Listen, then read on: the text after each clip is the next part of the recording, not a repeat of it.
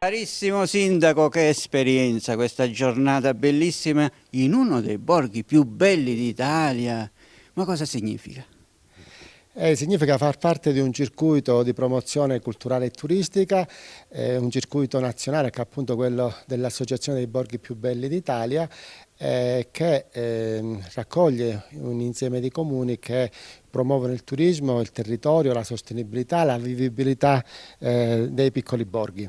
E poi prima abbiamo parlato di pietre, queste case, queste strade, tutto pietre ovunque. Quanto lavoro, Geraci diciamo, è stata famosa ed è famosa per la lavorazione della pietra, quindi da utilizzare per le costruzioni, ma anche per la realizzazione delle strade, e infatti tutte le nostre strade, una caratteristica tipica è quella di essere acciottolate. Abbiamo fatto anche diversi interventi di riqualificazione urbana, sostituendo l'asfalto che magari un po' negli anni 70 si era diffuso in qualche area periferica, abbiamo sostituito negli anni passati anche con l'asfalto. Quindi tutto riportato ad antichi splendori, però a questo punto mi viene anche una riflessione da fare. E il cibo è sano come una volta? Il cibo continua ad essere sano come una volta, io dico non a chilometro zero ma a metro zero. Noi abbiamo un'ottima acqua, quindi per le nostre verdure, per i nostri ortaggi, per i nostri animali, e quindi siamo all'interno del Parco regionale delle Madonie, in un territorio con una grandissima biodiversità, perché il territorio si estende da 400 metri sul livello del mare a 1600 metri, quindi una varietà una ricchezza di flora e di fauna molto, molto grande, e questo determina anche una qualità del cibo importante. Ci sono tante aziende agricole e zootecniche appunto che cercano di sintetizzare, fare una sintesi perfetta tra quella che è l'innovazione e quella che è la tradizione e il valore del cibo e la qualità.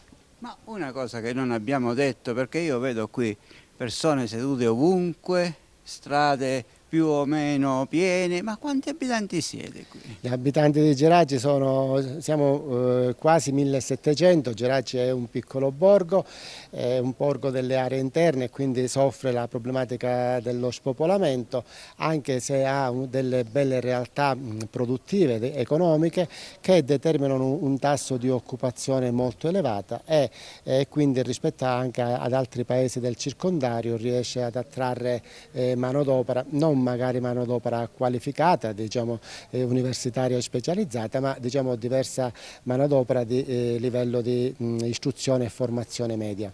Io vedo davanti a noi una fontana che ha tutti i simboli di questo paese, perché oltre a essere il borgo più bello d'Italia è anche comune fiorito e qui di fiori ce ne sono ovunque.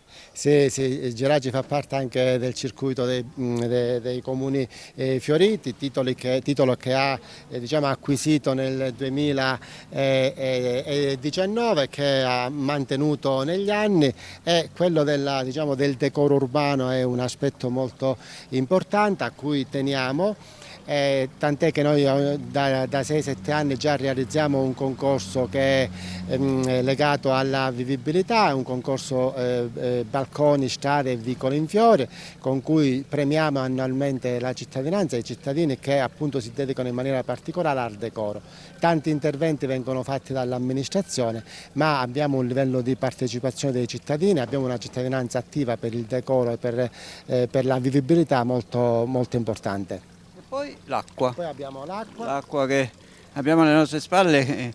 L'acqua che abbiamo alle nostre spalle è acqua oligominerale, noi siamo all'interno di un bacino di acqua oligominerale e abbiamo realizzato un percorso di fontanelle all'interno del centro abitato. Abbiamo bandito nei mesi scorsi anche un concorso di idee volto a realizzare nuove fontanelle, 8 nuove fontanelle nel centro storico.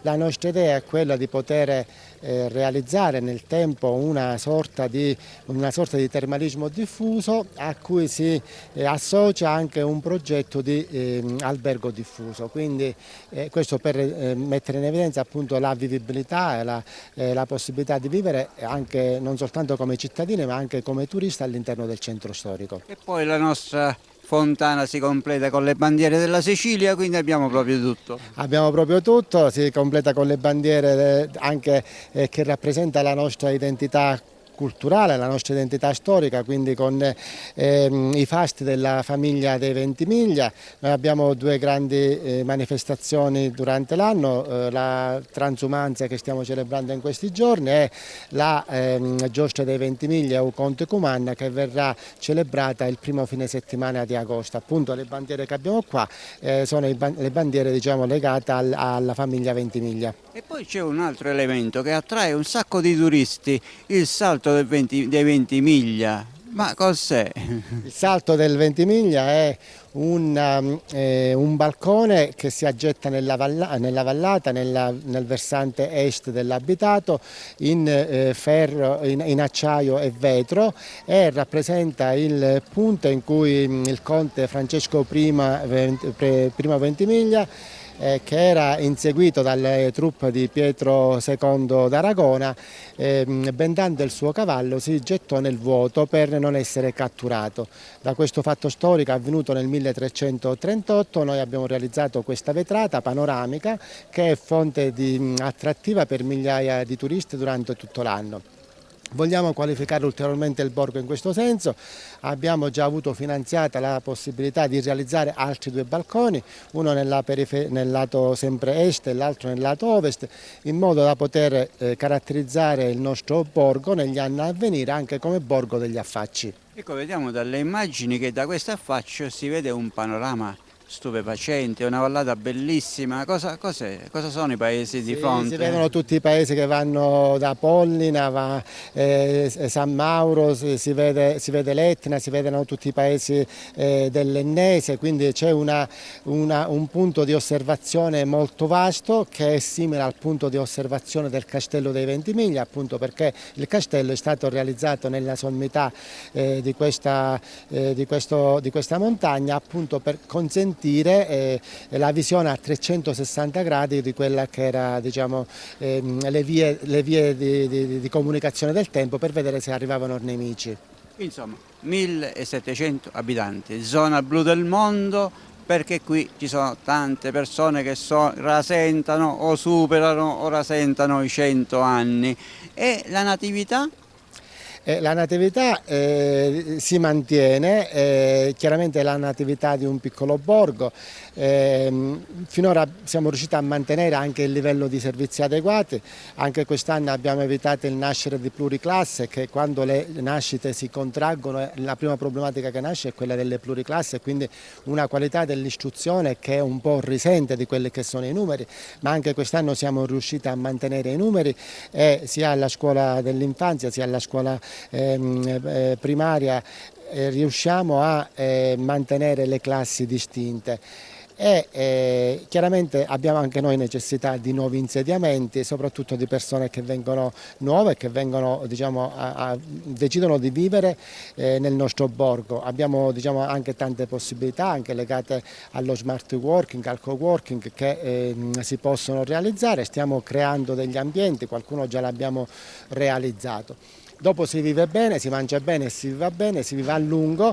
abbiamo tanti centenari e ultracentenari, cittadini che quest'anno compiranno anche diversi cittadini, 103 anni, 104 anni, abbiamo festeggiato un centenario nel mese di aprile e un altro lo festeggeremo nel mese di settembre. Insomma, ci sono tutti gli ingredienti per venire a trascorrere un weekend, ma anche più qui a Geraci Siculo. Sicuramente sì, ci sono tutti gli ingredienti sia per vivere, per insediarsi, una particolare attenzione anche delle istituzioni, non soltanto del comune ma anche delle istituzioni per la nascita di nuove imprese all'interno del territorio, del comprensorio e sicuramente diciamo, un luogo in cui poter venire nel tempo per insomma, rilassarsi dallo stress di quello che è il vivere della città.